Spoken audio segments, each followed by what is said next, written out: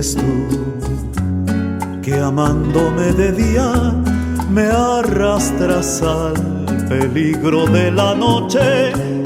¿Quién eres tú, que con sabiduría anulas todo el peso del reproche? ¿Quién eres tú, que siempre sosteniendo mi voluntad me ofreces la segura ventana donde el sol está naciendo y me llenas de vida la aventura?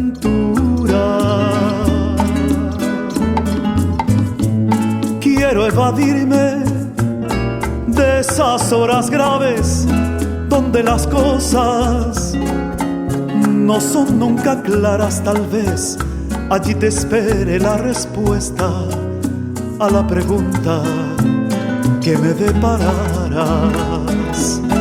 Pago tu amor con un amor fastuoso, más puro que la nieve y más humano que el agua que bebiste en otros pozos, y todo aquello que tocó tu mano.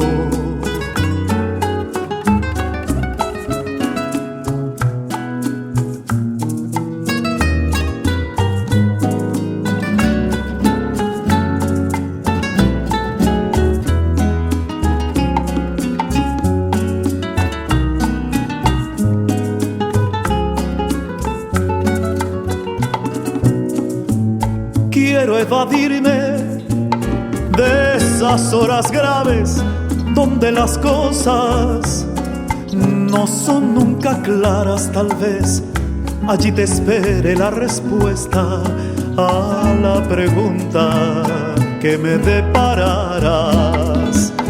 Pago tu amor con un amor fastuoso, más puro que la nieve y más humano que el agua que bebiste en otros pozos, y todo aquello que tocó